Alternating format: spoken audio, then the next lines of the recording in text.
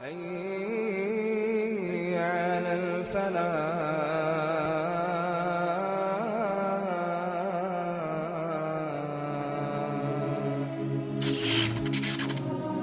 So the Ottoman Empire, may Allah reward them, did an amazing job in establishing Islam. However, it wasn't just this. Many of us already know about this. We know that they conquered Constantinople.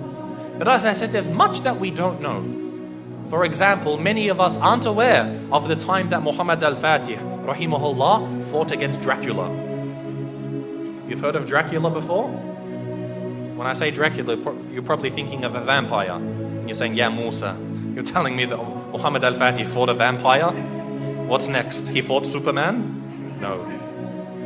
Dracula was a real man. There was a real man named Dracula, and he ruled over the southern part of the country of what we call today Romania. Now, Muhammad al-Fatih, rahimahullah, as he began to advance into Eastern Europe, for example, Bosnia, Serbia, Hungary, all of these lands, the people of Wallachia, of southern Romania, they wanted to fight against the Ottomans. However, they were very weak, and so they had to make a peace deal with him. So as part of this peace deal, Muhammad al-Fatih, rahimahullah, he said to the ruler, he said, you have to send me 2 of your sons, and we will send them to Istanbul to be educated. So he sent his 2 sons. One was named Vlad, and one was named Radu. Now Vlad is the one who we know as Dracula, because the word Dracula, it means son of Dracul, which was the name of his father. Dracul, it means shaitan, it means a devil. So he's the son of shaitan, and this is actually quite relevant. It's rather fitting when you hear about this man. What happened was, they went to Constantinople, they studied about Islam, and his brother actually became Muslim. So the brother of Dracula, Radu, became a Muslim.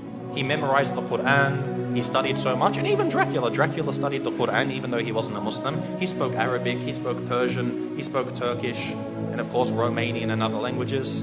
And later on, he was sent back to his country, where Radu remained, and he became the ruler of his country. Because the Ottomans realized they can't send a Muslim to rule over the country because they're Christians. They wanted to send Vlad, Dracula, so that they could get him there and then defeat him in a war, and they would rule the country. However, Dracula, he decided that he wasn't going to do what the Sultan wanted.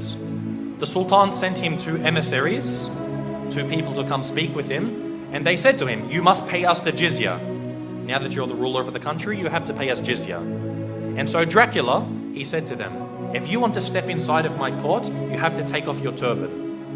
And so they said, no, we won't remove it for you. We're not going to remove it for a kafir. So he said, take it off. Again, they refused. So he told someone to come with some very big nails and hammers, and he said, if they refuse to remove it for me, then they will never remove it again. And he commanded that their turbans be nailed into their heads. And of course, this in effect killed them. So this was an act of war. Dracula had decided that he wanted to go to war with the Islamic State. And so Muhammad al-Fatih, rahimahullah, he sent a massive army to go fight against them. But Dracula, because of his tactics and the fact that he knew the Ottomans very well, he was able to defeat them on some occasions. Now what he did is what really makes him stand out as being an absolute devil. Dracula, what he did is when they would kill a person, or sometimes they wouldn't even kill him, they would capture them, he did something which is called impaling. Now, if you haven't heard of impaling, it's a pretty gruesome thing to start to describe. What they would do is they would get a very, very big stick. They'd make it sharp at one end, they would insert it through your backsides, pass it through your body until it comes out of your mouth. They would impale them, they would pass this through their body. A lot of the time they would be alive as well. And this is how they would kill them.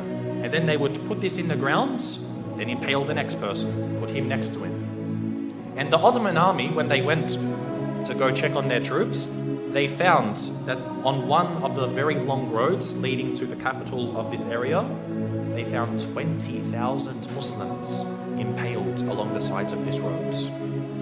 Imagine this. And we suffer today. No doubt we suffer as Muslims today. But things like this, you can't really compare. 20,000 of them impaled. You can imagine how Muhammad al-Fatih, rahimahullah, he feels. To see even one Muslim killed is too much. But to mutilate their bodies after this, This was something which was, beyond what was acceptable. And so he decided to send Radu, who was the brother of Dracula. He sent him to go fight against his own brother. And eventually Radu, rahimahullah, he was able to actually eventually catch up with his brother. This is after he commits so many more atrocities. Even the Christians, they started to back off from him.